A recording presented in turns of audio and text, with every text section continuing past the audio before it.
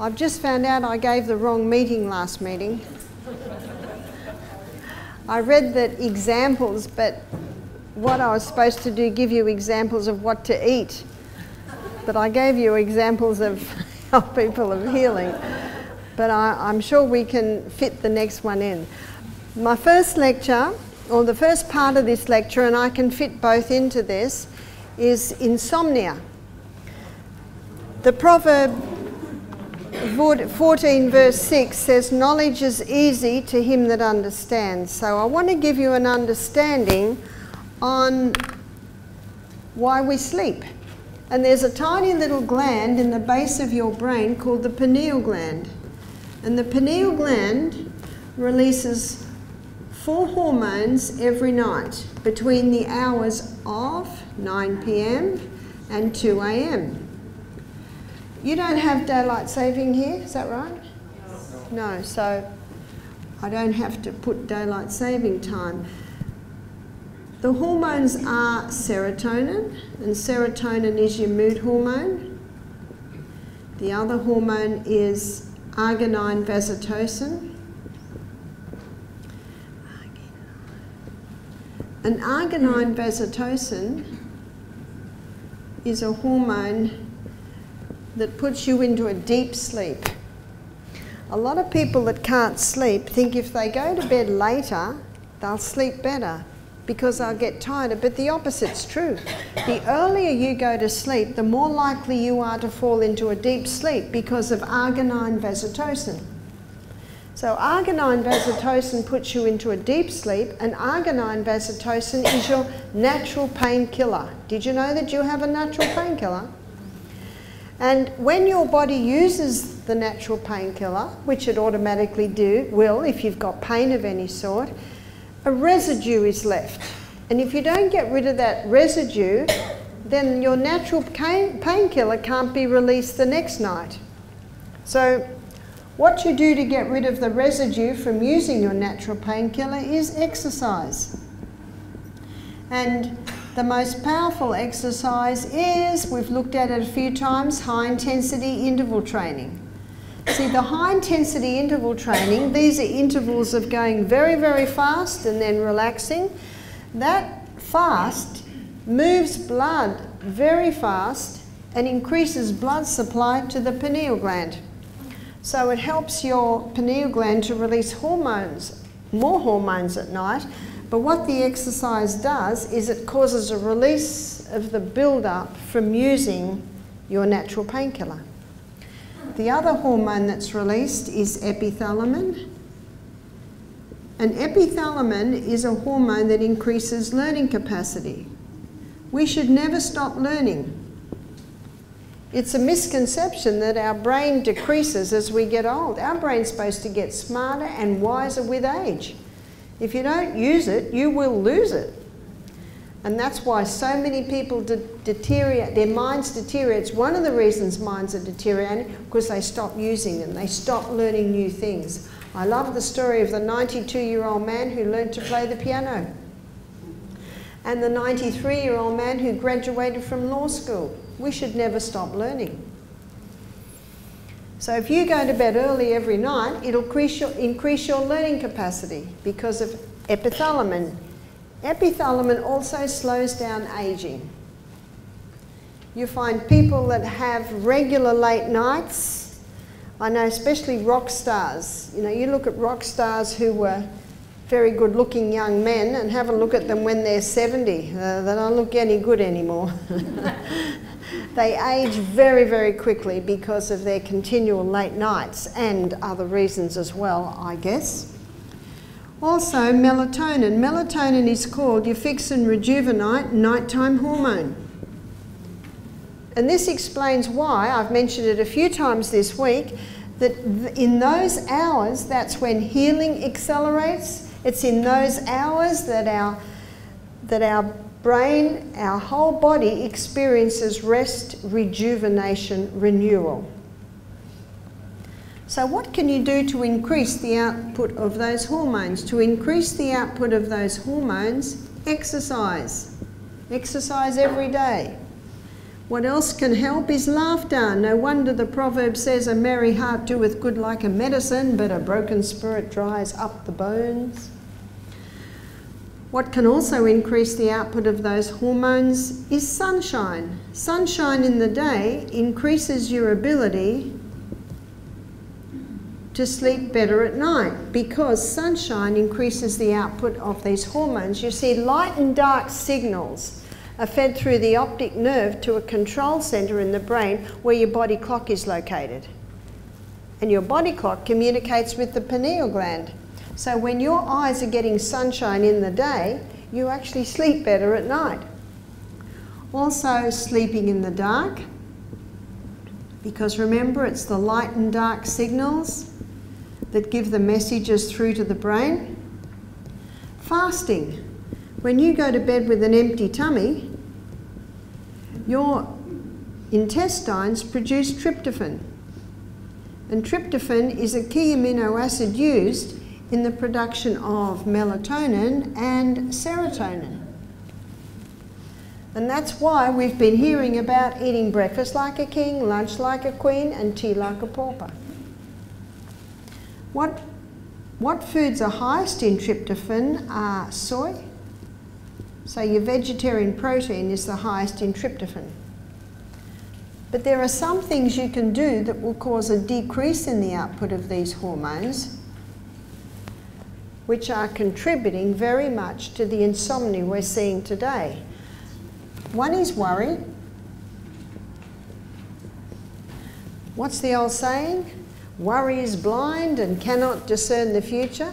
If you're worried about something, get up, write some solutions, write a letter to the person that's bugging you, not on your email, it's too easy to send.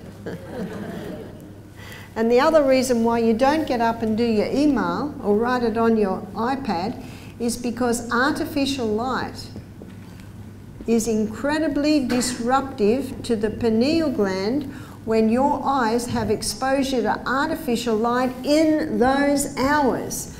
And the most dangerous artificial light are the screens. That's your television, that's your iPad, that's your iPhone, your computer.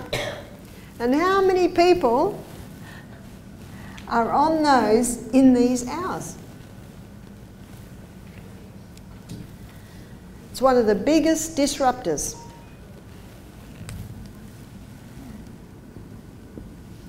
But you've got exams, you've got to study. Well, you go to bed at 8 and get up at 4. In fact, there's no problem with exposure at 2:30 or 3. It's in these hours that's incredibly disruptive.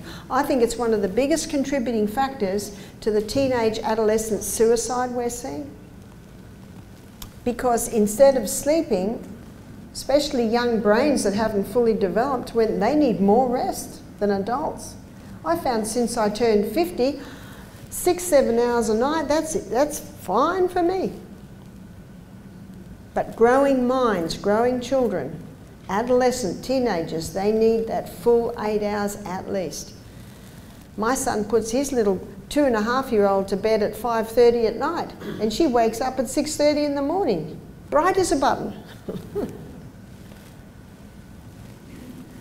What also causes a decrease in the output of these hormones is caffeine. In fact, caffeine cuts the output of the hormones in half for 6 hours.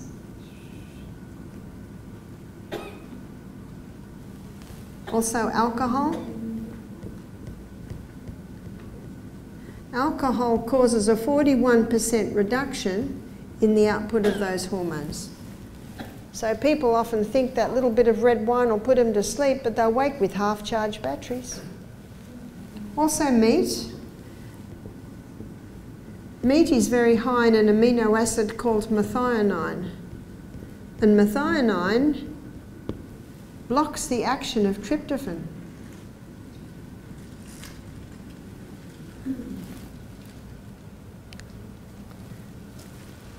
So let's have a look. I know in Australia, how many people don't exercise? They're so stressed out, not much laughter, they never see sunshine, they're working in an office that has no windows. And how often do people not sleep in the dark because of the bright lights? And how many in their bedroom have all the bright lights, you know, from their computers and iPads being charged? And how many people, I know in Australia, they have breakfast like a pauper, lunch like a pauper, tea is king and queen together. And on top of that, they're in a stressful society. They don't know the great God of heaven and they're stressed out. And they're on the screens till midnight. And they're drinking coffee, alcohol. No wonder they can't sleep. Let me give you the story of a man I met in Florida. He wanted to see me.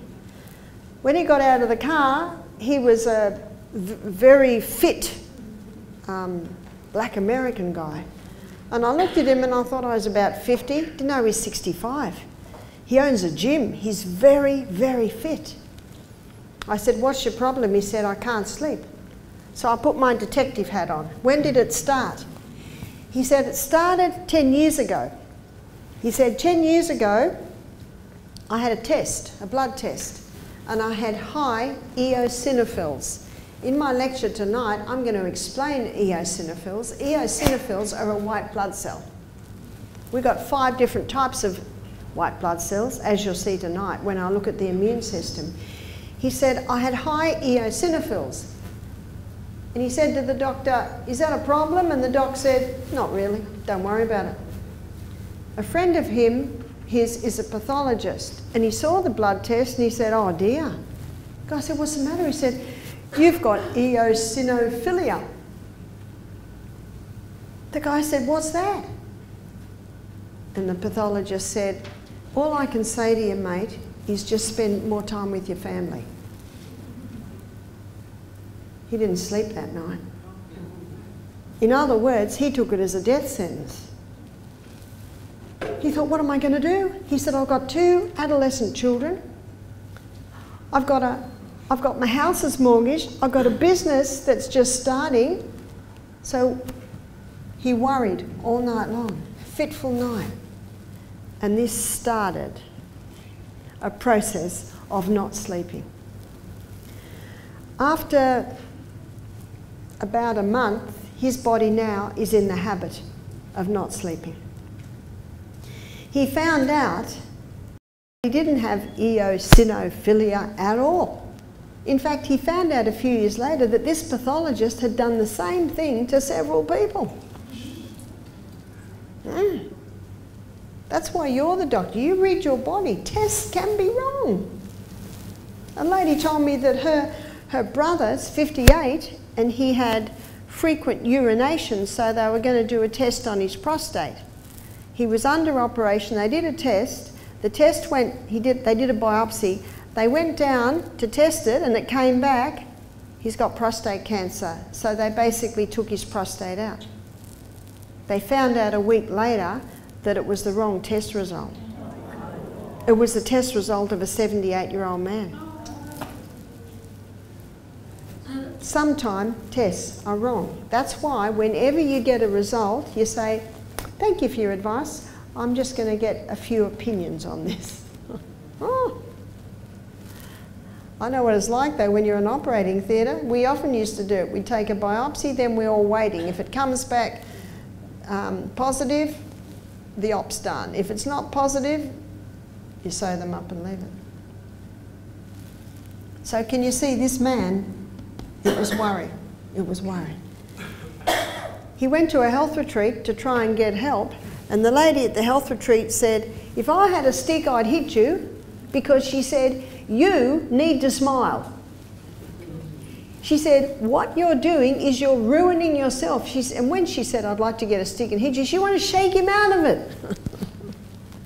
But you know, he'd got into the habit of it. And then now he had this terrible habit of just worry, worry, worry.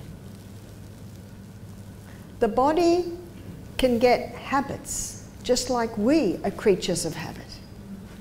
And so when I consulted with this man, he said, it is much better than it was.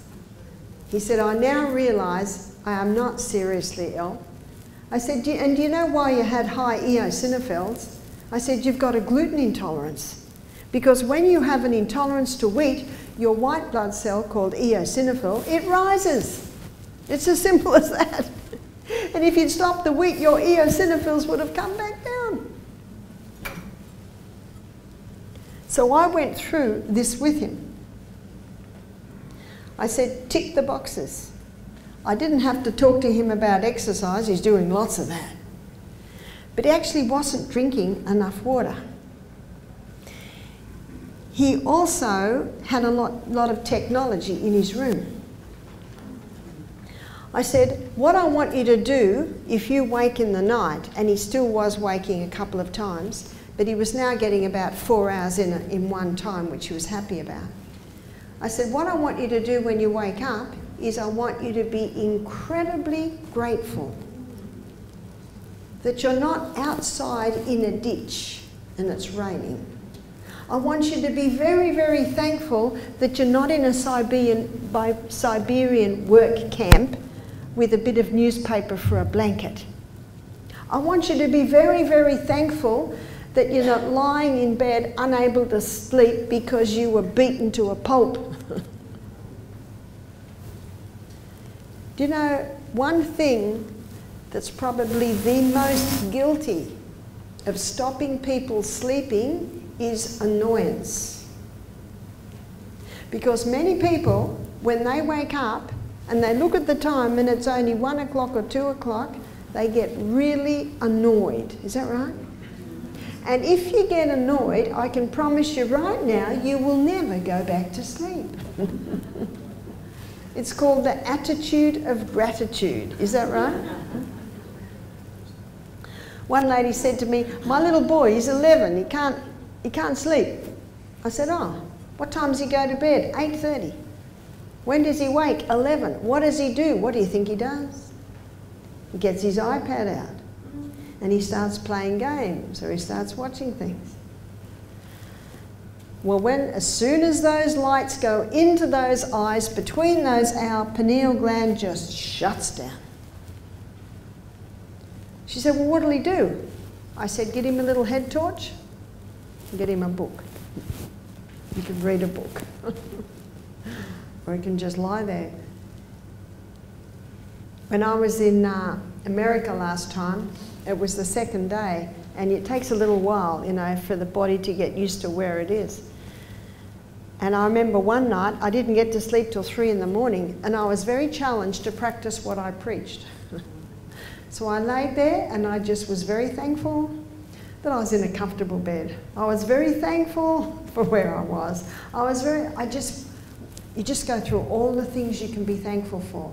I finally fell asleep at 3, and I woke up at 7, which is a big sleep in for me. Do you know, I functioned very well that day? Very well. It's amazing what you can do on little sleep. I remember when I was mother, well, I'm still a mother, but when I had a little baby and a toddler and sometimes they'd have a cold, I used to sleep with my babies because I just got more sleep. If they woke to feed, I'd just stick them on and just go back to sleep. I slept with all my babies. And I know that if I could get 4 hours, I could function well on that. And I look back and think, I wonder if I functioned well because I thought I'd function well. You know, Proverbs 23 verse 7 says, as a man thinketh in his heart, so is he. If you think 4 hours sleep is fantastic, it will be. And if you think 4 hours sleep is terrible, guess what? It will be. It will be. And so you can retrain your mind. You can retrain your mind to be very thankful for it. I was reading an article in a magazine, it was Time magazine, on sleep. And they said sleeping tablets don't do a lot because the person doesn't get quality of sleep. And they also found that it, you know, they got addicted to the sleeping tablets. But what this article said, the most effective thing with insomnia is cognitive behavioural therapy. So let me give you an example of cognitive behaviour therapy. I had a lady do our program and she said, I'm so annoyed. She said, I wake up at 2:30 every day. Every day I wake up at 2:30. She said, it just drives me crazy. She heard this lecture and I said, now, when you wake up at 2:30, you can look at your clock and say, fantastic. I've got my hours of power. All I have to do now is doze and plan my day. And she found that because she wasn't getting annoyed, she started to go back to sleep. Because that's all those hours are. They're just your dozing hours. They're your hours of power. I married a night owl. When I married Michael 21 years ago, he used to put his 2 children to bed. They were 11 and 13, I think, because he'd been a single father for quite a while. He put the kids to bed about 7 o'clock and then he'd whiz down to the office. And he'd stay there till often midnight. So when we married, I said, I have claims at 8:30. I have claims on my husband. Anyway, about once every 2 weeks he'd say, I just got to do it. I'm behind in the office, I just got to do it. And of course I never nagged because you know it never does any good. Did you know that? You never nag because it never does any good. Do you know he's not a night owl anymore? Because he discovered, yes, no one rings you at midnight, but no one rings you at 5 o'clock in the morning. Have you noticed that? So if he has extra work to do today, he'll go to bed at 8:30 and he'll wake up at 4 or 4:30 or 5 and he'll do 2 hours in the office before breakfast. And he has discovered that he can do so much more early morning, depending or compared to at night when you're falling asleep. And he also discovered that if he went to bed at 1 in the morning, his day was wiped out. But going to bed early and getting up early, because he's getting those hours of power, he's not wiped out the next day. So I can't even remember the last time he had a late night. So if someone says, oh, I'm just a night owl, well, if you say that, you'll always be a night owl, is that right? What you can do is say, I used to be a night owl, but I'm starting to become a day person. So as you can see, you can get so much more out of your day, so much more out of your life if you're sleeping in those hours. Again, check your room, check your bedroom. The technology shouldn't be there. If it's there, it should be way in the far corner. If you've got a television or a computer in your room, it should be switched off at the power point, so it's not giving off that electromagnetic field. So you've got to tick the boxes. And if you've done all of that, if you've ticked all the boxes and you're still not sleeping, well, just remember that when you wake, be very thankful. Be very thankful that you're not tied down to a rack and about to be stretched. Be very thankful you're in a comfortable bed. Be very thankful for all that God has done for you. And little by little, you can train yourself back into sleep. So the other question that I've been asked is to talk on thyroid. And the thyroid controls metabolism.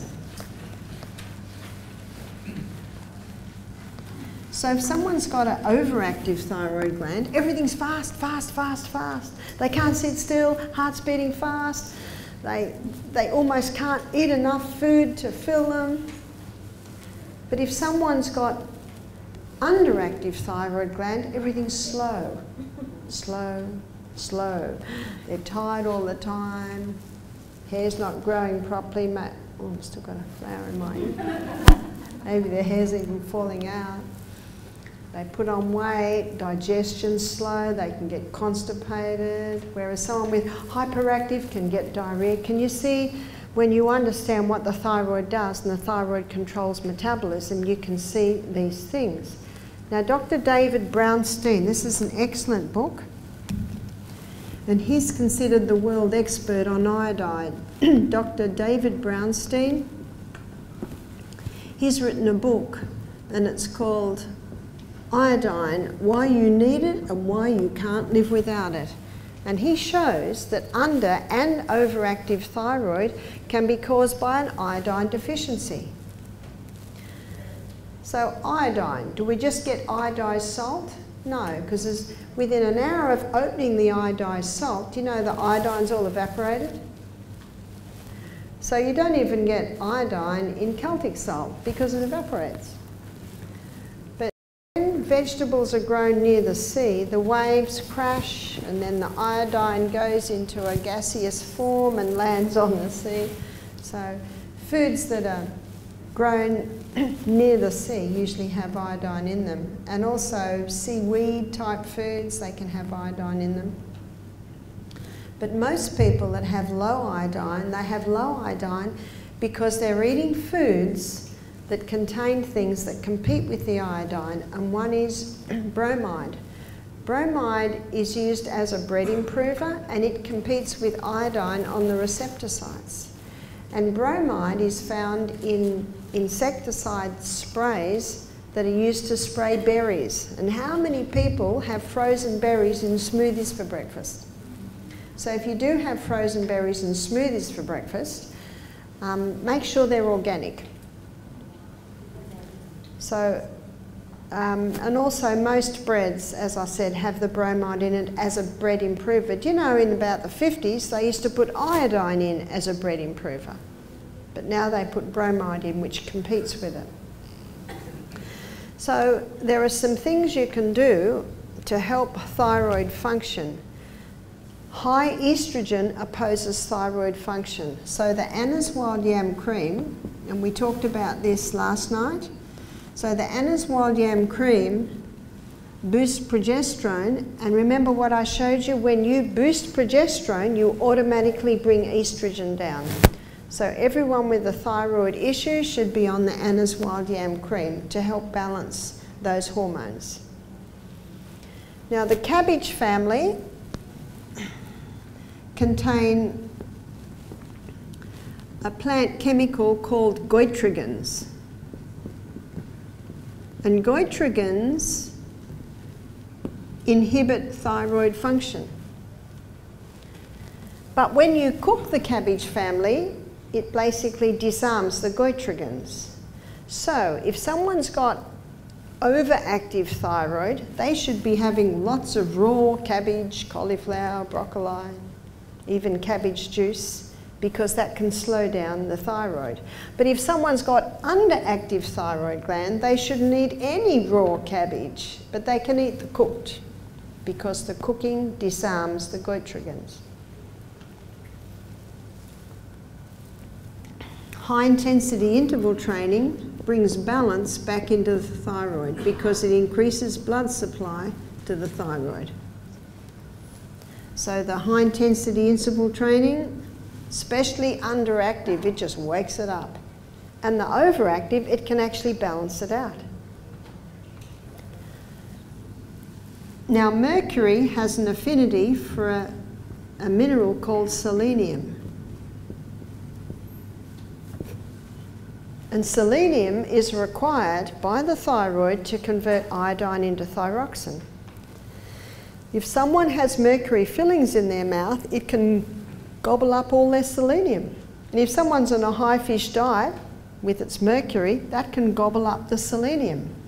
So if someone has thyroid problems, they should have their mercury fillings removed. The good news is the food that's the highest in selenium is Brazil nuts. And you only need 5 Brazil nuts a day to give you all the selenium you need for that day.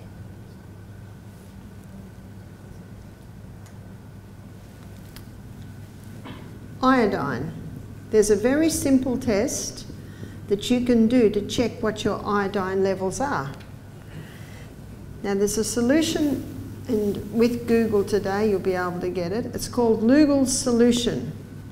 And Lugel's solution contains iodine and iodide. Most chemists will sell it. And Lugel's solution, being iodine, you can put 1 drop on the inside of your arm, up about there, and it'll make a brown smudge. And what you do is every hour or so you check the colour of that smudge. And if in 1 hour there's no brown smudge, your iodine levels are very low. Because if your iodine levels are low and you put the iodine on the skin, it'll grab it. But if there's a semblance of brown, still 5 hours later, your iodine levels are good. So what do you do if they're low? You just put the iodine every day until it stays there for 5 hours. It's that simple. Putting it on the skin allows you to monitor it. And also putting it on the skin means the body just takes what it needs. So that's a very simple way of finding out what your iodine levels are like. So that's basically how you can help your iodine. Sorry, help your thyroid. So overactive, and tomorrow morning we're going to be looking at natural remedies. Overactive thyroid gland, apply ice. And what you do is 1 minute on and 1 minute off, and you do that probably about 5 times. And if your overactive thyroid gland is very active, you might do that 3 or 4 times a day. But if your thyroid gland is underactive, then you can apply a cayenne pepper compress.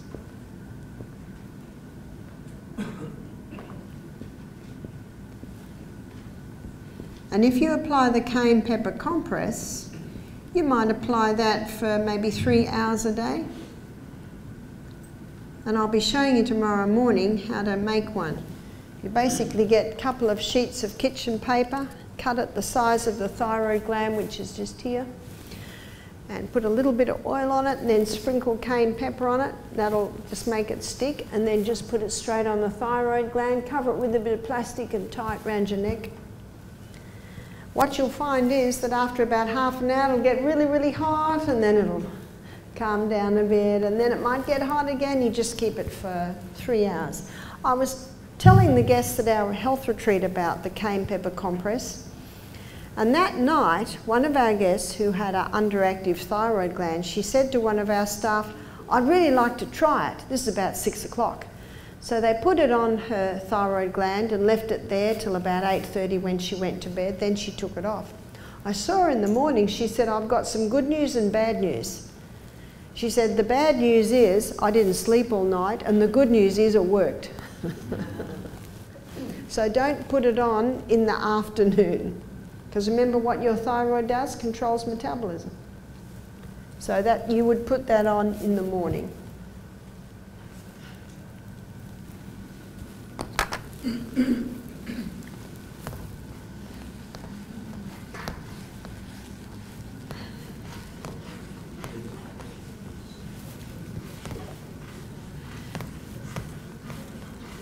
Now what I've also been asked to do is write down, what do you eat for breakfast? Let's put a few breakfasts up. Now I find a lot of guests today that come to our retreat, they're very, very busy, and sometimes they're bachelor or they want a quick breakfast. So they'll have a smoothie. So what they'll have in their smoothie is you put a cup of fluid. Now that cup of fluid could be coconut water, or it could be almond milk, or it could be an organic soy milk, some sort of fluid. And then 1 tablespoon of protein powder. And the protein powder, you might get the protein powder from hemp. You can get some quite good hemp protein powders, or it might be made from brown rice, or one that we use is made from bean or pea. Sometimes it's called pea protein powder. Or you could get organic soy. And then 1 tablespoon of coconut cream. That makes it nice and creamy. Cocoa, don't know what happened there. Nut, cream, and then some fruit. And if a person's a diabetic and trying to lose weight, they might use berries, but if they're not a diabetic and they're not trying to lose weight, they might use a banana. Banana makes it quite nice. If someone's wanting to keep off the fruit, avocado makes it quite nice and creamy. Berries are very nice, so it's whatever works for you. And then chia seed, you might put, say, 2 teaspoons of chia seed, and maybe 2 teaspoons of ground flax. And some people like adding some green leaves to make it a green smoothie. Now, if you like that, if it takes you all the way to lunch, do it. But not everyone wants a smoothie for breakfast, but that is something you can do. So here we've got another breakfast, and another breakfast may be fruit. And if you're trying to conquer diabetes, you do the low GI fruits. If you want to lose weight, low GI fruits. What are your low GI fruits? You can Google that, but it's mostly your berries, kiwi fruit. I'm not sure about your island fruit.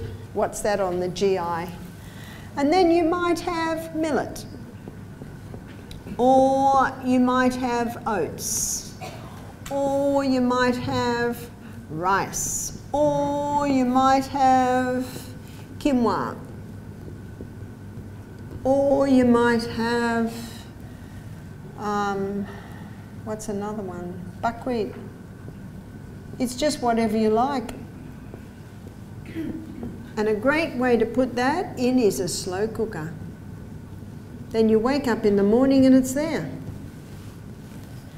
And then with that, you might put a sweetener. And the best sweetener would be honey or palm sugar,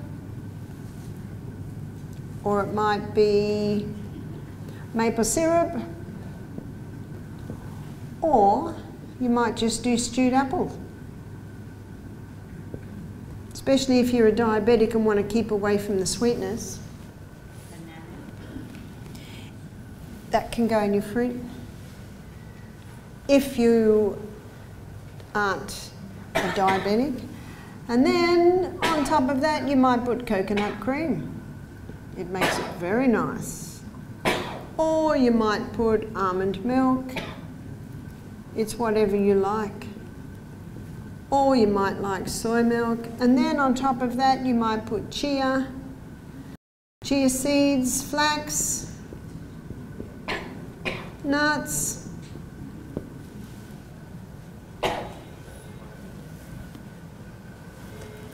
and this is number 3 breakfast. So let's say you want to go a more savoury breakfast. For a more savoury breakfast, you might have avocado,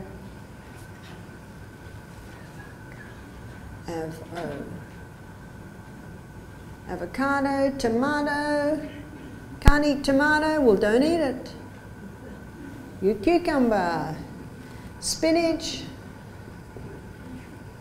and then you might have some rice, and you might have some beans, black beans, kidney beans, lentils.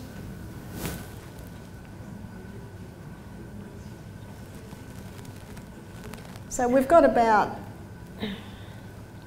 8 breakfasts there. Yes? Are raisins a good sweetener? You can, but they're not good if you're a diabetic or if you're wanting to lose weight. That's why you play with that. But if you're a diabetic and wanting to lose weight, you're better to just go stewed apple. It's very low GI. Yeah? Pardon? Coconut milk. Whatever. I don't know. Might be.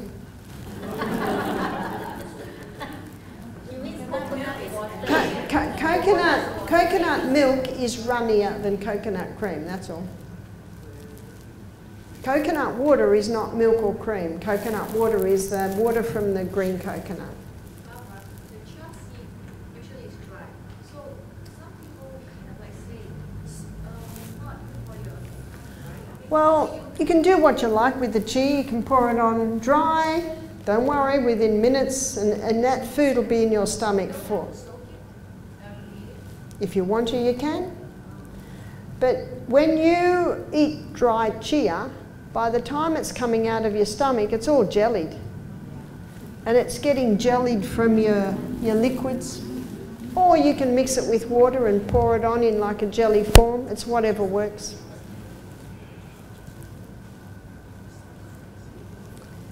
Any questions on the breakfast? And the beauty of these breakfasts is there's no bread. Now, if you can get a really nice spelt sourdough bread, you might have toast with avocado and tomato. When I go away, that's what my husband has, because he doesn't know how to cook.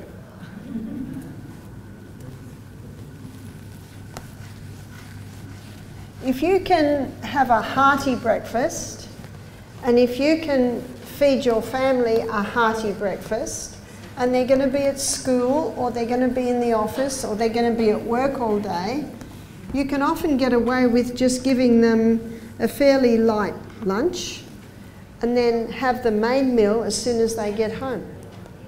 So we'll look at some lunches. Now, what I have for lunch is probably similar to what we had today. I always have veggies, I always have some sort of protein, and I always have a big salad. But what do you do when you're going to work or school? Do you know, a very easy lunch is rice wraps. Are you familiar with rice wraps? You get rice paper, you dry the rice paper, you just dip it in water, and the sky's the limit what you put in there. You can put marinated tofu in, you can put avocado, heaps of veggies. And you can make them the night before. And that's a gluten-free option if you're wanting to get away from bread. So you can have rice wraps. And you can also do some salads, very easy. And with the salad you can have something like hummus. Or you can have marinated tofu. So we're looking now at your proteins. You can include some nuts and seeds.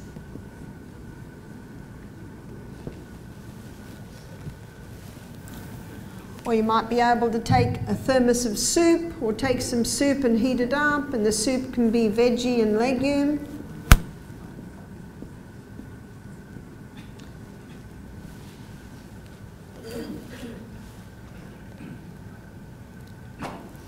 What about dinner? One of my girlfriends, she always had the main meal ready when the kids got home from school. And she'd just give them a hearty breakfast, and at lunch she'd just give them an orange. They don't eat much at school anyway, do they? And they're hungry when they get home.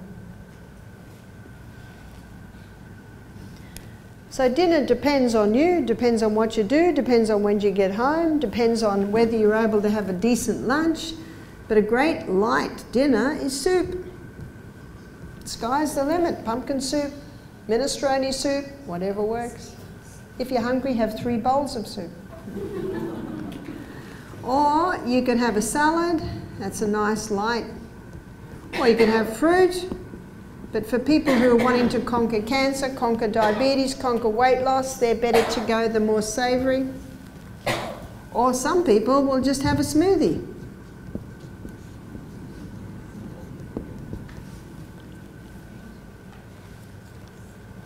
As long as most of your food is eaten at breakfast and lunch, then you don't need much at night, if anything. Some people will have a vegetable juice at night.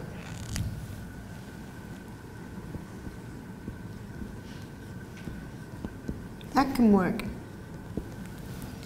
I met a man in America, he told me that he grew up on a farm. There were 5 boys in the home.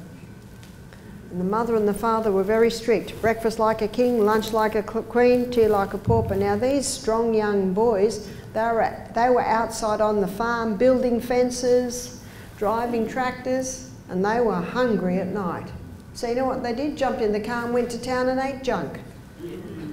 So what that mother would have been better to do would be provide something like this. Because growing boys, they often need a little bit at night. But if they have a hearty lunch, they might not. So that's what you play with. You play with the evening. But it is true, when you lie down to sleep with a full stomach, that can interfere with proper sleep.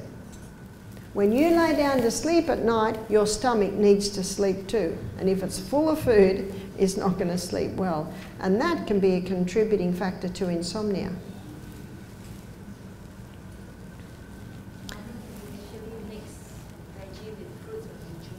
Can you mix vegetables and fruit? I don't advocate mixing vegetables and fruit because they can cause a bit of a war in the stomach. So we usually serve fruit at one meal and vegetable at another.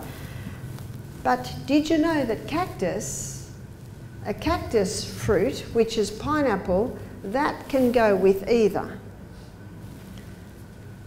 But when you juice, there's no digestion, so you can put apple and carrot together in a juice. So it doesn't really cause a problem. Yes? Is it true that one should not eat fruits after dinner? Is it true that one should not eat fruits after dinner? It depends what the meal is. But if you have a vegetable meal, you're best not eating fruit after that. And a lot of people think fruit is a healthy dessert. Well, it is healthier than Black Forest chocolate cake, and it is healthier than ice cream and chocolate flavouring. That is true. But that's why if you want something sweet, the slice of pineapple is nice after a vegetable meal. Also, banana is considered a herb. So banana is another fruit that could go after a veggie meal.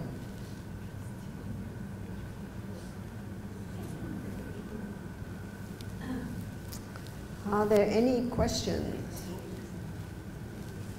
Yeah. You mentioned just now that berries actually contain a lot of bromide. Berries do contain bromide. Bromide is used in the spray. So if you're using berries for your smoothie, make sure they're organic. If it's not organic, but they're actually from like France or Germany, I mean, usually they're quite bio, because the Europeans are pretty fussy about their spray. So will that kind of help if they're imported from France or from Germany? I don't know. It depends what they do to their berries.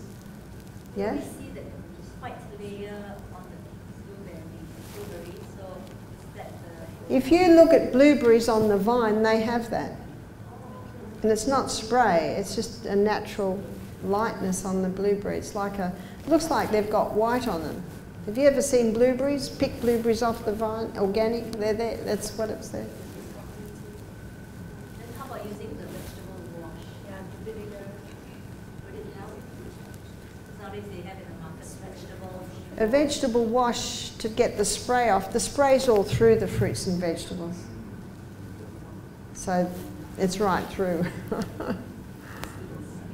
Barbara, sorry, just a clarification. You said that vegetable and fruit should not go together. Yeah. I noticed that dinner just now, salad and fruit.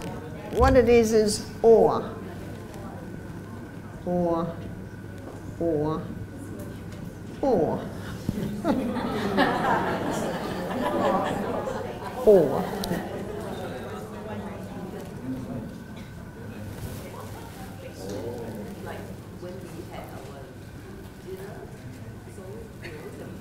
Now, we're not talking about the meals we're having here. These people that are providing the meals, they're doing the best they can.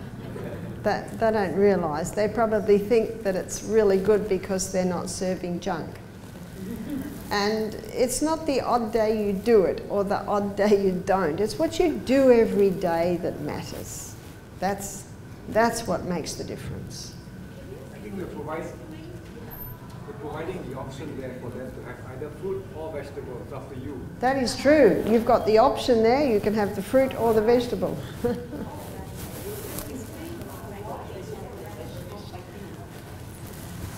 They require different digestive enzymes to break them down. It's because fruit is high in fibre, high in sugars, low in minerals.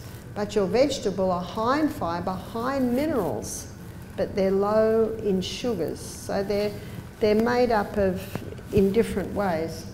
Now, people with cast iron stomachs seem to be able to handle it all. As I said, it's better to have fruit after a meal than to have ice cream, but it's actually better not to have it. What happened for people who have that out ignorant? Have Fruits and vegetables in the meal, and then what would happen to them? I mean, for example, a lot of people are. Okay, what would happen if someone had fruit and vegetables at a meal? Ask them. No, sorry. Because would there be any side effect? Because a lot of people would not know. do you know, as I said, some people can handle it, some people can't handle it at all. You're the doctor there. But if someone's got a cast iron stomach and they just throw everything in, the day will come when they won't have a cast iron stomach. So you're best to do what works best. Yeah. I mean, what are the side effects from your... Diarrhea. Would there diarrhea? Is it a side effect? Is it diarrhea? Do you know how long's a piece of string? You know, it can, you know, some people will experience bloating, but if they don't mix the two, they don't experience bloating, and the next person won't. So that's what, you're the doctor there. You keep adjusting. If it works, do it. If it doesn't work, don't do it.